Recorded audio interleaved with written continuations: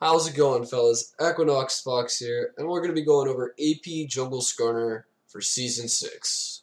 With nearly 4,000 Skarner games under my belt, I like to attempt new things, new builds, new ways to play this fucking awesome Scorpion guy. With the recent rise that I've been seeing in AP Udyr, I applied that build to the bug, and it turned out with surprisingly good results. So before we get into builds, let's go over his itemization, his jungle path, and finally his skills, just so you know exactly what you're getting into when you pick Skarner. Skarner's passive, Crystal Spires, is pretty much Dominion in a nutshell, but champion-centric specific. There are 6 capture points located on the map, 2 in your jungle, 2 in theirs, and 2 in the rivers. Capturing these points awards 30 gold split among its captors, or 15 if you're getting it solo.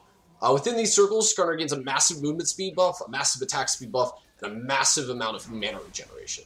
You're going to want to use these buffs both in the jungle and your opponent's jungle to be able to outrun, outsustain, outfight, outkill everything.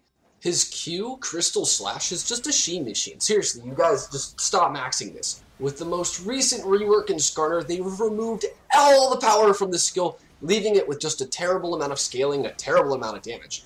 It's good for wave clearing to a degree if you use Luden's Echo, because it procs it very quickly and it builds up stacks very fast.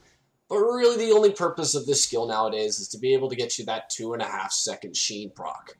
Skarner's W is Crystal and Exoskeleton. It provides a shield that scales for 14% of your max health as well as 80% of your ability power. Getting that shield above 500 while still being tanky is daunting, especially when it's on a 6-second cooldown at 40% CDR.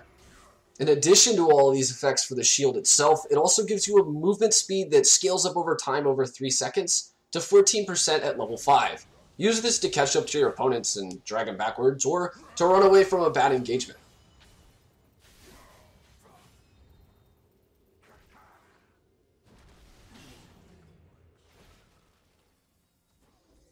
Skarner's E, Fracture, is his new bread and butter skill. This should be your first max in the jungle. This skill is a lot better than people give it credit for. It only scales 20% on AP, however its base damage at 5 is 140 and it slows 50% for 2 seconds. However, the real kicker is the second part of the passive. When you hit a marked enemy, it stuns them for a second and gives you his passive's worth of attack speed, and you're refunded for whatever time was left on the slow. It's extremely good with the new rework where he can hit multiple unlimited enemies with his E, and you can just tag them all and get your E back up in 5 seconds. And finally, his ultimate Impale. Now, when you think Skarner, you think this ultimate. He's the ultimate kidnapping champion in the entire game. Upon activation, it roots your target for 0.25 seconds, deals 60% bonus 80 physical damage, 50% AP magical damage, and suppresses your target. The suppression lasts for 1.75 seconds, and you can drag your victim around until it ends again.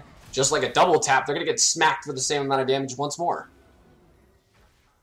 Now that we've got the passive skills and the understanding of how you're actually going to be playing this champion, let's get down to itemization. Itemization is actually pretty easy when it comes down to Skarner as a whole. Rush Runic Echoes, tag on a Red Smite, and you've got mana sustain and clear speed, as well as dueling potential and potential tank because of that nice Red Smite passive.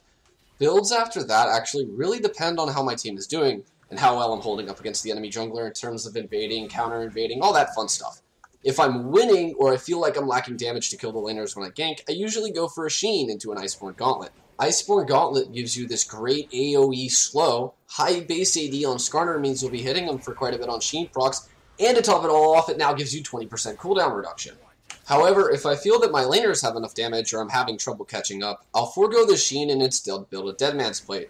It serves the same purpose of a slow, but it doesn't equate to the damage. It gives a nice chunk of armor and health to top it off, which, you know, as a tank, you're not going to argue with that.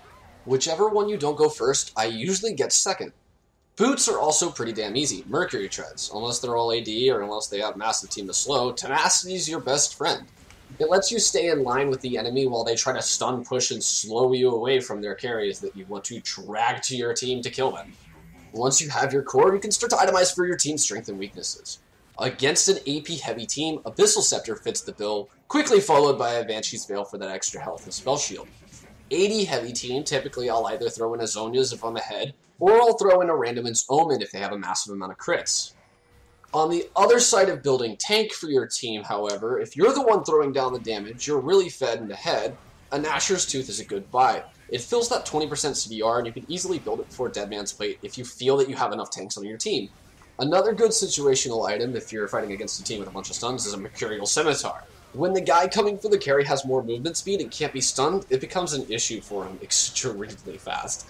Jungle path and gank setups are pretty standard. If I'm feeling I can pull off a level 2 gank, I'll start topside, be it Gromp or Krugs. Start with your Crystal Slash and get a nice leash. Level 2, you're going to want to take Fracture. I used to snag Exoskeleton for a long while, but with Fracture getting a lower cooldown when you consume the mark with multiple enemies, it makes for a faster clear time and a stun to prevent damage instead of a shield. It also helps if you have a Lee Sin try to push you out early, you can just stun and run.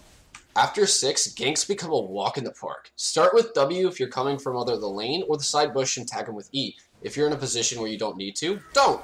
Immediately ult. Don't proc your E. Remember, it lasts a while, you don't need to. Your ult only lasts 2 seconds and lets you reposition them to stun them with your E again, which refunds part of the cooldown. Once laning phase is said and done, team fights are your next go-to. I mean, aside from the usual objective jungle play, you just ult carries and drag him to your team. He's pretty brain dead at this part in the game. You just tag a bunch of people with E, slow them all down, and ult whoever you want to kill. Peel for your own, on the other hand, if you're against an assassin.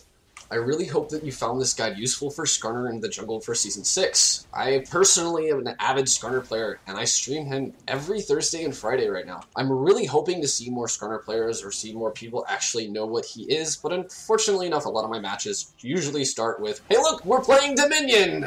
And as fun as that is to hear every single match, I hope this guide helped give insight to the Scorpion on the Rift, both to his potential roles and his ability to thrive.